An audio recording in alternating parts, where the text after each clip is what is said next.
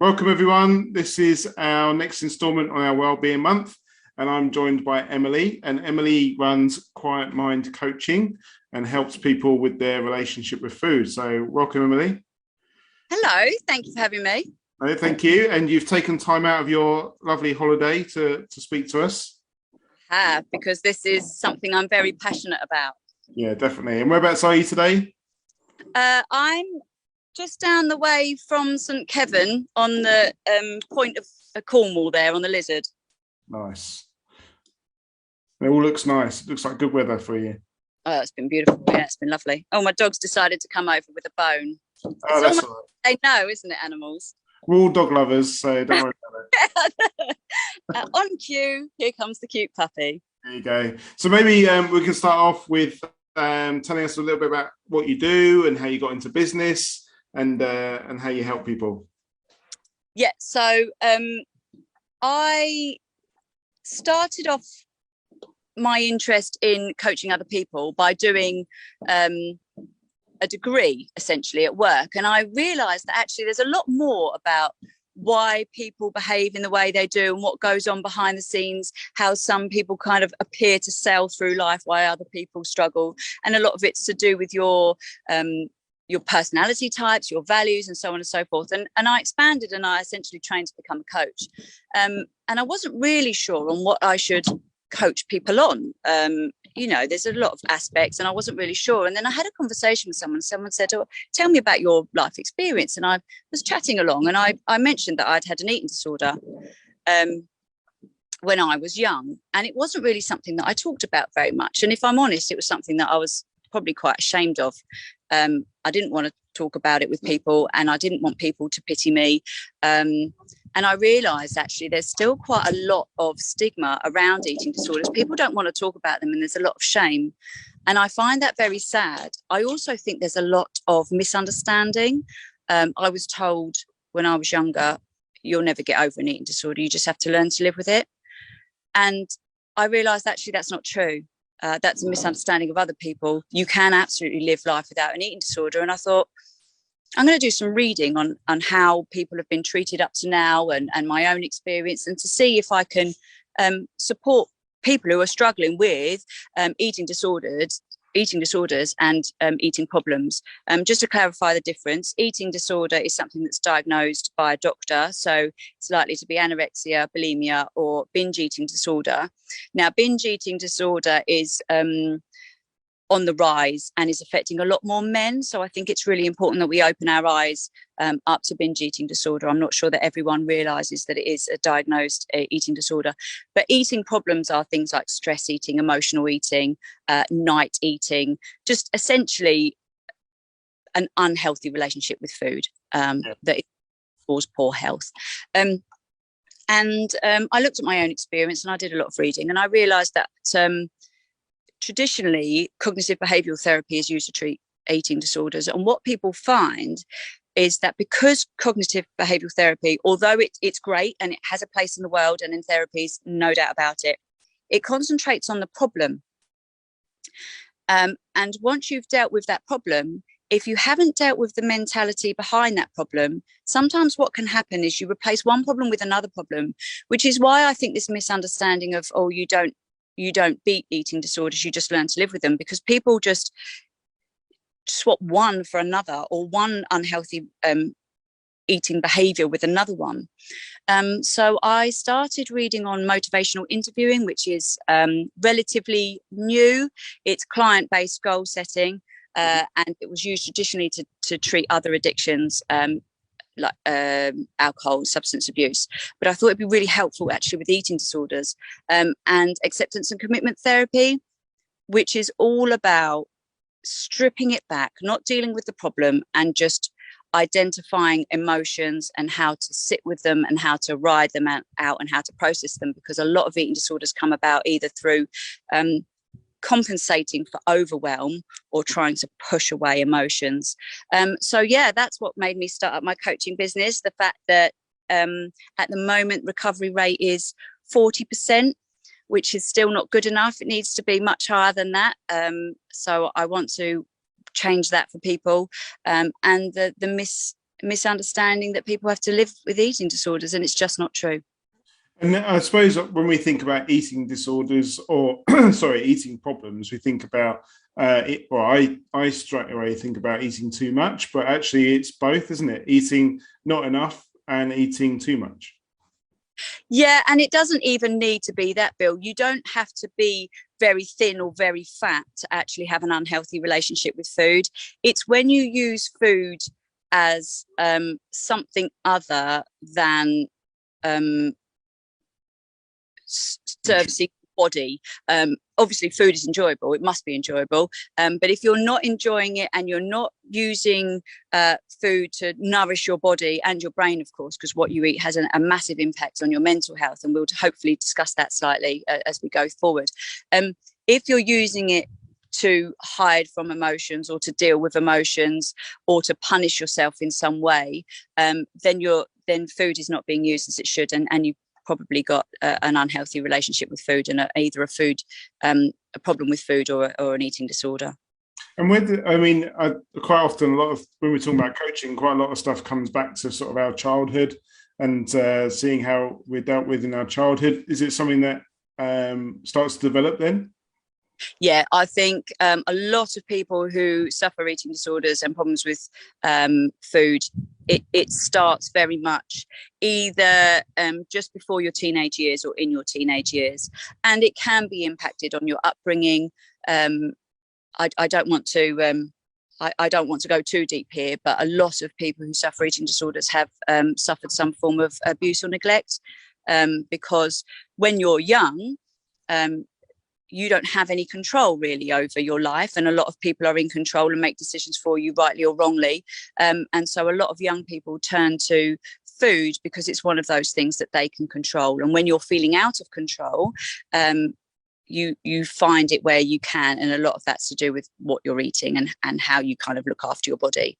So sometimes it can come along with food, sometimes it can be food and self-harm, but we're just concentrating on food today. So yeah. And a lot of people in this Facebook group, they're busy business owners. You know, they suffer from a lot of stress, a lot of overwhelm, a lot of lack of time, so poor time. So they're time poor, sorry. So I suppose grabbing food on the go, but that can also form into poor decisions, and then dealing with stress and overwhelm, sort of rewarding yourself or dealing with or having food to try and deal with the stress and the overwhelm. Well, and this is it, isn't it? Because it's natural to some extent to find comfort in food. Absolutely. Because we're designed to love food.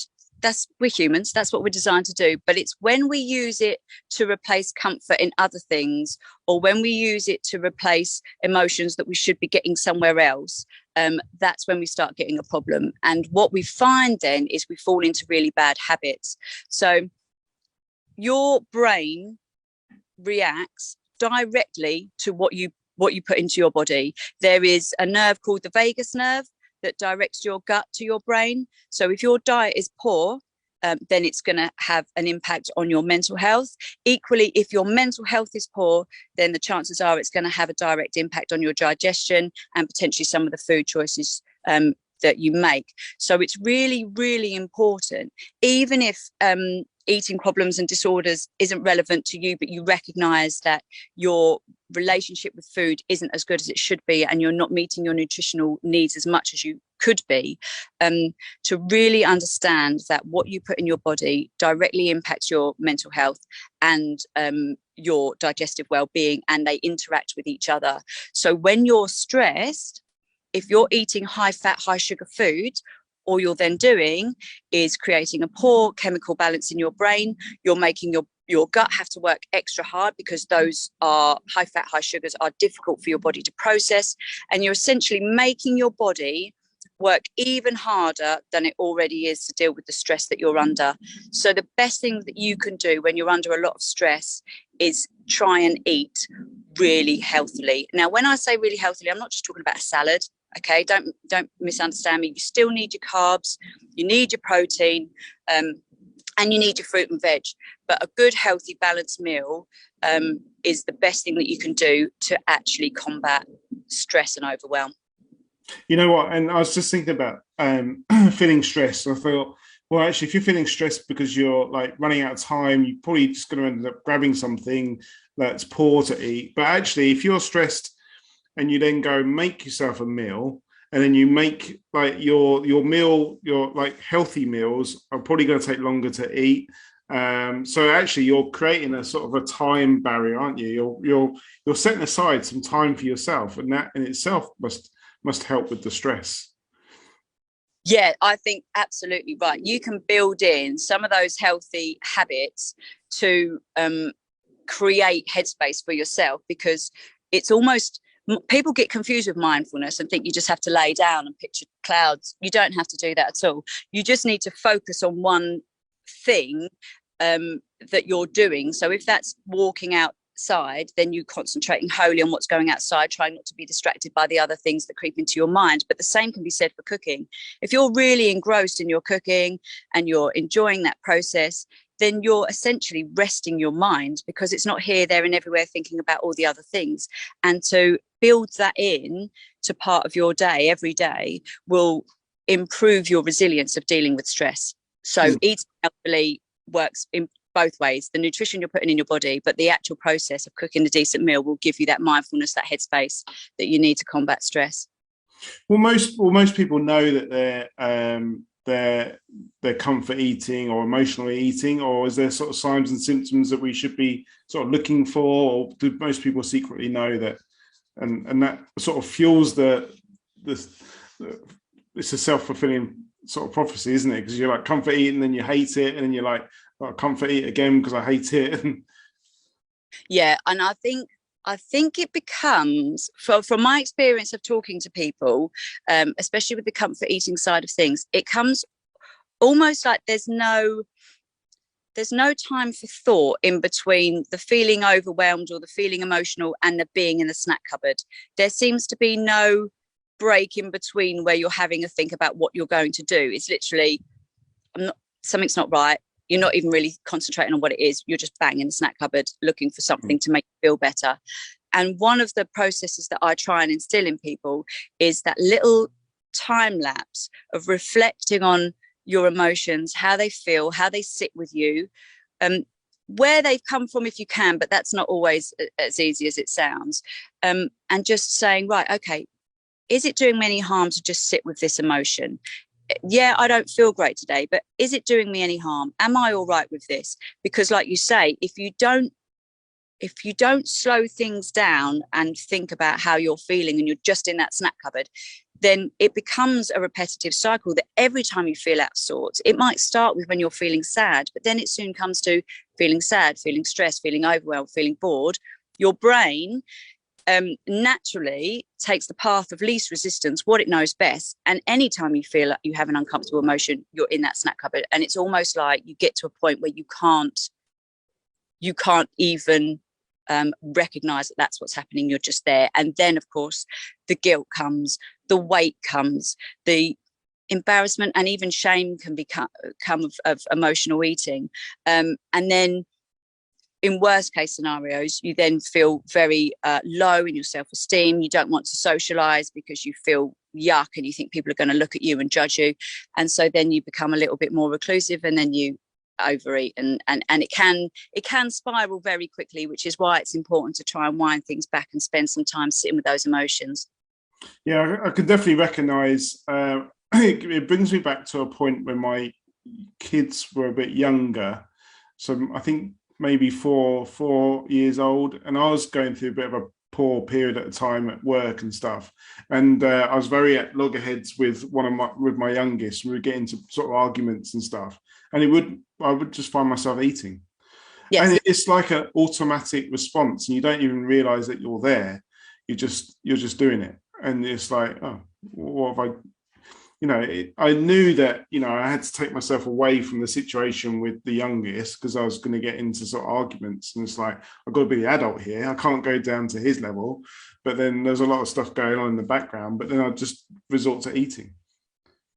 Yes, because in the very short term, it does bring you comfort. Let's not shy away from that. In that very short term, while you're eating, you're not thinking about all of those things that are causing you stress. You're just eating and thinking about how nice the Doritos taste.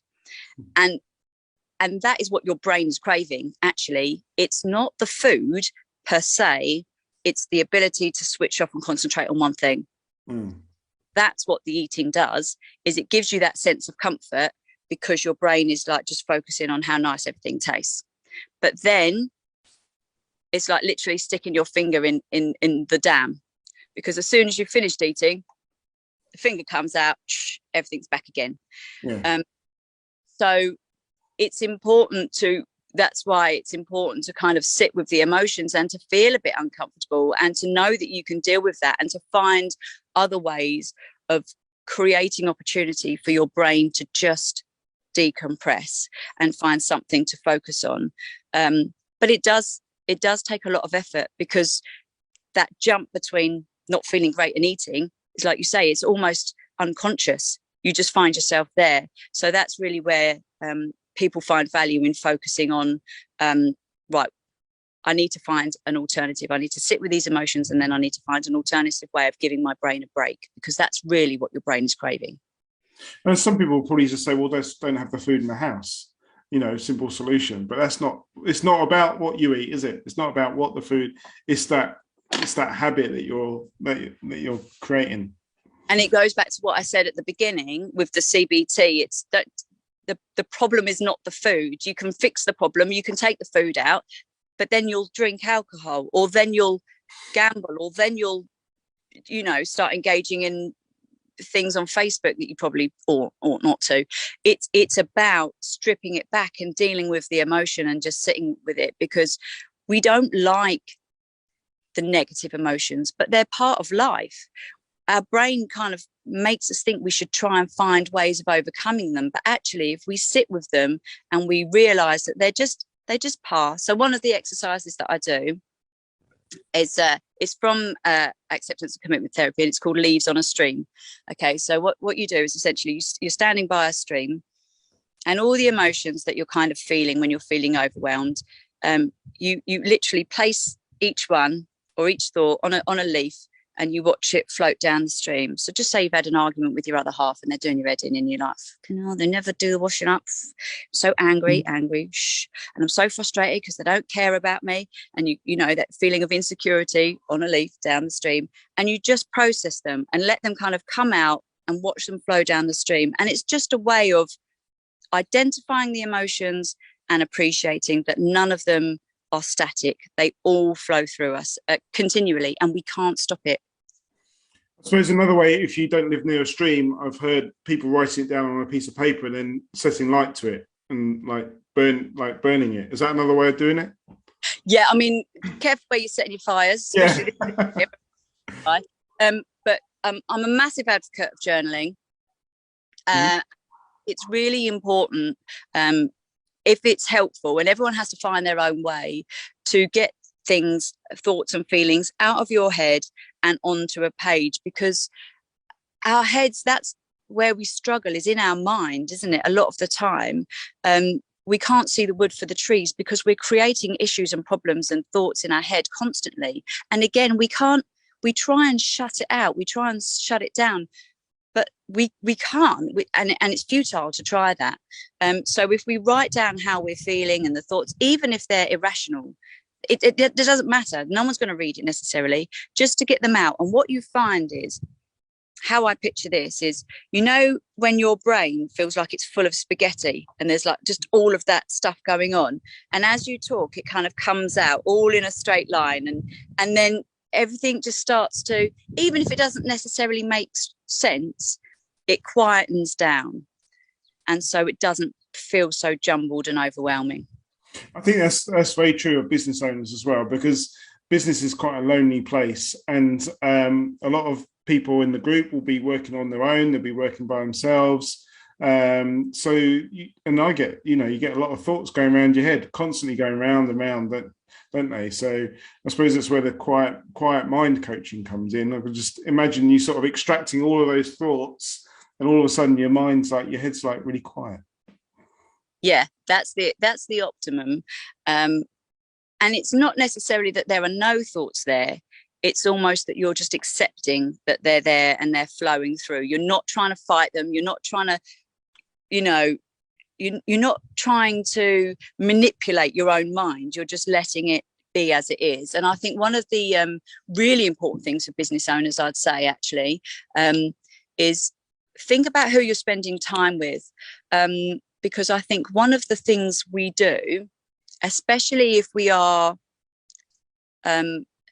decent, empathetic people, which I think anyone who works with animals is likely to be, you take on other people's emotions, you take on other people's stuff. And that in turn can lead to your own poor eating habits, because you don't share your emotions as well. You don't share your stuff. You just take it on.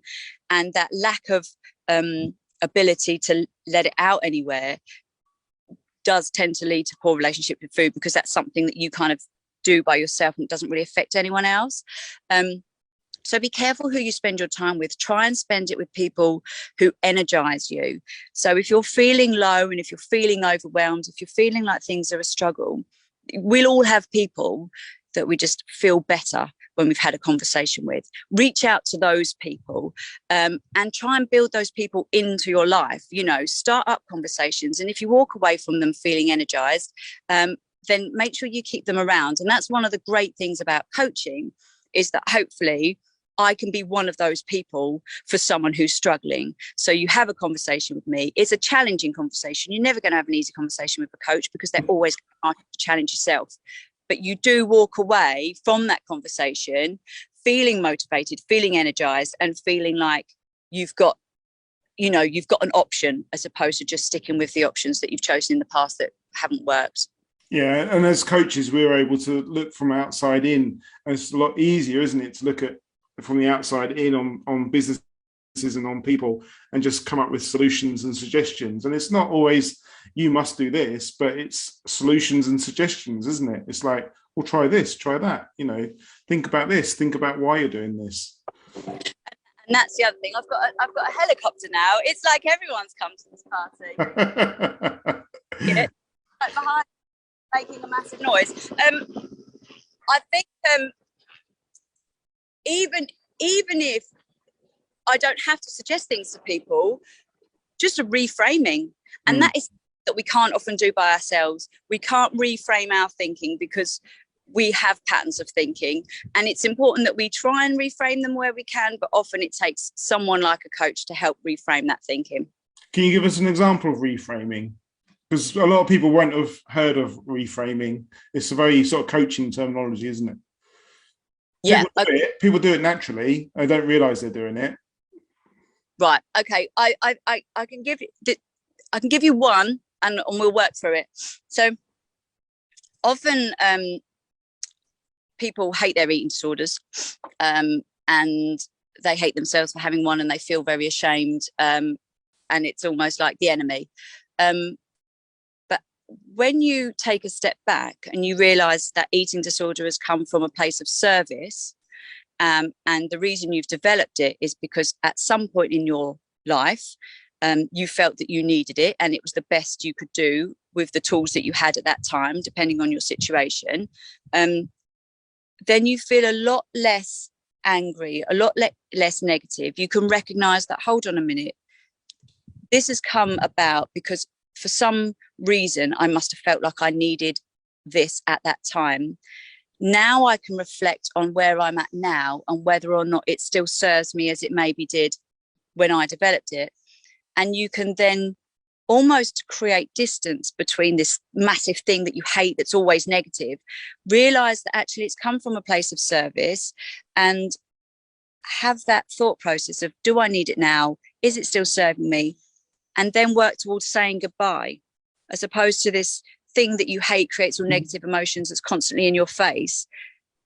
Reframing it, looking at it from a different perspective, you can see it in a different way and then deal with it in a different way. I was thinking, like, last night we'd been out for a barbecue in the afternoon, and last night I was sitting on the sofa watching telly and thinking I could do something to eat. I was like, and then you start having this argument in your head, like, no, you don't. You've eaten enough today. And sometimes it's really powerful, isn't it? And it's like you get up and go and like, why am I eating? It can be such a powerful emotion. Yeah, and what you need to be doing is, and this takes time. You can't do it straight away, but when you're in that situation of, I want something to eat, what's really going on here? What's really going on? Am I bored? Am I feeling a bit low? Am I stressed and need a distraction? Like what is going on for me here? And just start tuning in to those thoughts and feelings and emotions, and recognizing, hold on a minute, no, this is not hunger, this is whatever this is. And one of the things people really struggle with when they've struggled with eating disorders and eating problems for a long time is recognizing hunger cues. Their body, and in fairness, it's not just a mental thing, it's a physical thing. Their body has forgotten how to either recognize that it's hungry or kind of say, no, you're full now. It because you've messed about with your chemicals, essentially, is what's happened. So one of the things that I help people do is to relearn those hunger cues and start intuitively eating. So you're actually listening to your body. Sometimes that takes time because you have to change your behaviors in order for your body to then change to keep up. It's quite complex, and I don't want to overwhelm anyone, but essentially, if you just listen to your body in the midst of an eating disorder or an eating problem, then the chances are your body's going to give you mixed signals that aren't reliable. So you almost have to change your behaviors to retrain your body so that then you can re-listen to your body and then you can eat intuitively. But that's one of the things people really struggle with, is recognizing what is hunger and what is that void that's comes from emotion. I suppose as society, we're kind of given a habit straight away from when we grow up, because we have breakfast, lunch, and dinner, and you might automatically have breakfast even though you don't actually feel hungry, but it's like, I must have breakfast, I must have that start of the day, and I must have lunch, sort of thing. And there's so much that comes from society, isn't there? Like, always have a pudding after your dinner, or can't have pudding until your plate's finished, or you know, like and a lot of it's come from society. Another of it has come from when we were tribal people. So of course we would crave high energy food because we didn't know when we'd find it again. So we naturally do crave high energy food because our bodies are designed to do that, to enable us to carry on foraging and go through periods where we don't have so much food. But obviously now we live in a world we live in our world where there's food aplenty, and it's difficult to change that innate mindset to what do I actually need here, especially as we're becoming more and more sedentary and we're not moving. Yeah, that's it. I'm not. Or I've got a standing desk, but I'm not. I'm a lot more sedentary than what I was. So yeah, it's really interesting. I think that's something that's really important that we need to recognise, is we don't move as much as we should. And one of the things, so we're eating very high calorie foods and having very low energy outputs. So another way of dealing with stress, especially in business, and I get that you can be consumed. There's so much work. There's always more to do. There's never time to exercise. It's not really that important. I'll do it tomorrow, or I'll do it in the morning, or I can't do it, I'm too tired. Get moving. Yeah, I mean, a lot of the pet groomers will be sort of shouting, going, well, you know, I'm on my feet all day and I'm moving, like wrestling with dogs in the bath and stuff like that. But actually, adding in that sort of going for a walk and stuff will actually help with everything else, won't it? Because you're not moving due to work. You're taking that time out and start helping with the overwhelm and the headspace. Yeah, well, and when I say get moving, I'm not necessarily saying go for a 10K run. Yoga is moving, swimming is moving, walking is moving.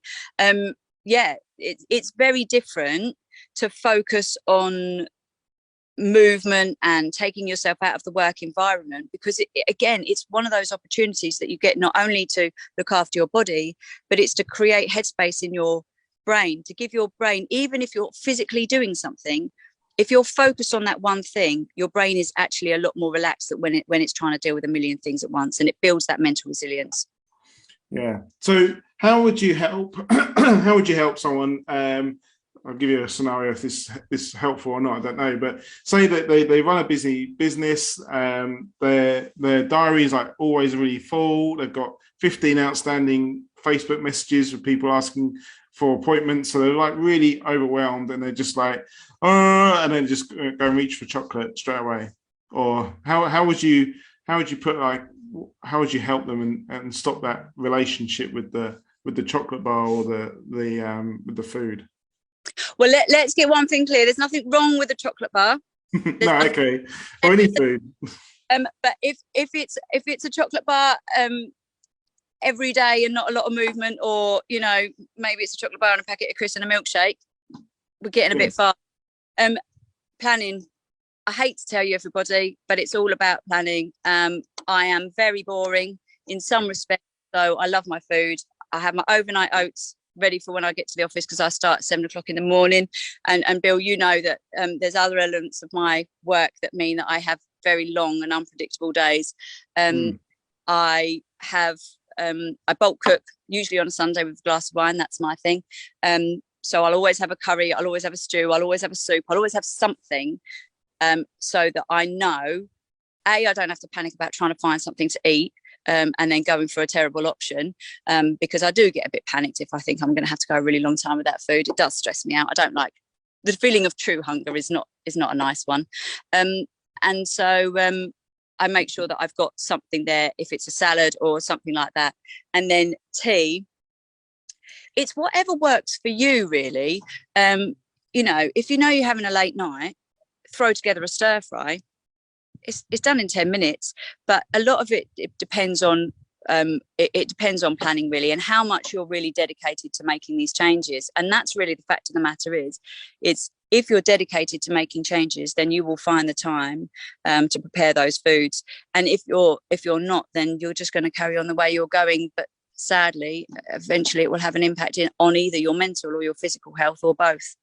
So how do you put an intervention in as a coaching client? Do they reach out to you whenever they get to this situation? They're like hovering over foods, or do they like give you like a journal, like, today this is how I felt and this is what I've done? So what I've done in the past with people, so bearing in mind I mentioned motivational interviewing is client-led goals. So I had one lady who was binging more days than she wasn't, and she was really struggling. And so what we started off doing was, one of the big issues she said is, I go looking for food in the offices where the food's not mine, but it's just a compulsion, and I go looking for the food, and then I have to have the food, and I'll replace the food, but I have to eat the food. There's something about me that makes me go looking for the food. That's right. So there was lots of other issues on top of that, but this was the one thing she wanted to focus on. I was like, okay, how do you feel we could deal with just that one issue, not the other issues, just deal with that one issue?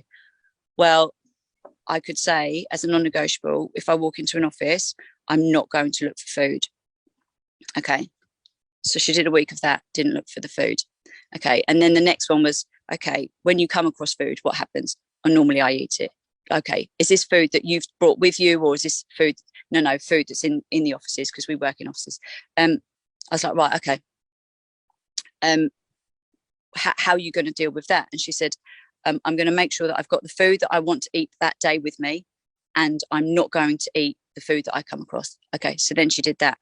And then it was little by little, to the point, bearing in mind this lady had no hunger cues. She hadn't felt hungry for years. She never got to the point where she felt hungry. And then it got to a point she was like, I know I'm going to have a really long day today, and I don't know that I'm not going to be able to stop at a service station and eat. I was like, okay, well, let's say you do stop at a service station. What do you think's realistic that you can put in place to make sure that the choices you make are the best choices for you? Or, well, I can make sure I stop at a service station with Marks and Spencer, so I can get something that's not a Burger King. Yeah. And with what she found was that by taking just one of the key elements that was the problem, like, say, for example, in your example, the chocolate bar, by finding an alternative for that, say, right, I'm going to take in yogurt and fruit. for that snack. So I'm going to have that snack, but I'm going to change it slightly. And what this lady found was, by changing one thing at a time, not by trying to change everything, because that's where a lot of us fall down. We're like, right, we're not eating ever again. I'm just going to live on lettuce. One thing at a time. She was able to then make her own progress. And what was amazing about that was she then said to me, oh, I found that I start getting really hungry an hour before lunch, but actually I'm appreciating those hunger cues that I haven't had for years. And I'm starting to understand what my body is telling me. I feel back connected with my body. So I wait until I can enjoy my tea an hour later, because otherwise I would just normally ruin it. And I'd eat tea anyway because it had been cooked for me, but I wasn't hungry and I didn't really enjoy it. So she almost got to the point where she was enjoying the process of feeling reconnected to her body, and her body talking to her and her responding as it needed. So she's setting her own goals from then on. We've started with something very, very small that she thought was, that was something that was holding her back. And all that's done is open the path to make new changes. And I have given very little guidance, I would say, in those elements. And she has progressed that herself. Just been there for accountability, haven't you? Well, and that's the thing. And now she's just done 2 weeks with one bad day. And that one bad day was nothing like her old bad days. 2 weeks. She said it's unheard of. She hasn't done that for years, and she's done this. And that's the other thing that I think is really important as a coach is anyone can tell anyone what to do. And that will work for a while potentially. But ultimately, if people don't have autonomy over their own decisions, then they don't have that same accountability. When you've said, I'm going to do this, this is my decision, I'm going to do this, then the motivation to achieve the goal you've set for yourself as a realistic goal is much higher than someone saying, yeah, you need to do this. Yeah. Which is why I'm not a massive fan of dietitians for eating disorder recovery. But I think everyone is different and everyone has to choose what they think is best for them. And do you help planning like food shops and stuff like that? I'm not a nutritionist and I'm not a dietitian. And Right. I think if we're all honest with ourselves, we all know what we should be eating. We all know that we need to be eating fruit and veg. We need to be eating seeds and nuts. We need to be eating, carbs, but not loads of them, depending on how much you move, obviously. And that stuff's quite easy to find. So no, I don't help people with their food shops. All I do is I maybe discuss with them how they're going to fit in A, the food shop, and B, the cooking of the food that they're then going to sort out for that day. So they've got that kind of structure in their mind, because what people really kind of need is a bit of structure sometimes to help them fix their own goals. So no, I don't tell people what to buy, and I don't tell people what to eat, because I think intuitively we all know what we should be eating. And just help them to stop put that intervention in. Yeah, to build their own goals essentially, and to work with their body and start listening to their body again. And it has proven to be successful, certainly for the couple of people that I've got at the moment. Another lady, I had a lot of anxiety, and what she would do when she felt anxious is she would overeat, knowing that she would then bring it back up. And so we've talked about that feeling of anxiety and how that process actually serves her. And historically, when things were very bad for her, she felt it did serve her. She had a release that she wasn't getting otherwise. She was in a situation that she didn't like, and she needed that as a release. And I said, okay, well, how does now compare to how you felt then? Oh no, it's not the same. I can find other things to do. I know there are things I can do. Okay, well, let's focus on those other things then. What is it that you can do? So one of the things she said was getting outside, because she doesn't get outside as much as she'd like. And then the feeling passes, that feeling of anxiety passes. Okay, so again, I've been working with her for about 6 weeks, and she hasn't found herself in a situation where she's overeaten with the intention of throwing up, because she's focused on knowing, I know that I have better ways of dealing with this that serve me better than my old habits that I had a long time ago. And this is where I'm going to make the changes. And she's made the changes. And yes, she still has anxiety, because anxiety is a natural human emotion and feeling. We're not trying to get rid of those emotions. we're learning to accept them and work with them and find out how we best deal with them. And that's what that is about. Yeah, putting different ways of dealing with them in place. Yeah. Yeah. And so how do you work? Do you work primarily on a one-to-one basis, or do you do any group work? Or so I've got a Facebook group, I'll give it a plug now, Bill, if you don't mind, called Eat Happy. If anyone wants to join, then please feel free. I'm sure Bill will give you my contact details and you can come along to that. But yes, as a coach, I offer one-to-one coaching, but there are lots of resources available, and I'll go through that now, actually. So if you are really struggling with an eating disorder, to the point where it's really affecting your mental health or your physical health, then please go to a doctor is the first thing I'd say, because whilst coaches are great in some elements, much like other mental health illnesses, if you're really struggling, then what you probably need is some clinical intervention. So reach out to the doctor. I know the NHS is a bit of a bind. Everything takes longer than it needs to be, but at least get that ball rolling. And also, I've got an app called Happyful that it gives there's great articles in there that could be really helpful to people. It discusses loads of mental health issues and lots of problems, actually, that might be really helpful to your group. But also it has local groups to your area. So you put in your area, and so it will have like Eaters Anonymous, support groups for anorexia. There are other things. Of course, there's Weight Watchers. Again, Weight Watchers deals very much with the problem and not necessarily the underlying issues, but everyone's different and everyone needs different things, and it's not for me to prescribe what people need. Ultimately, I think truthfully everyone in their heart knows what will help them.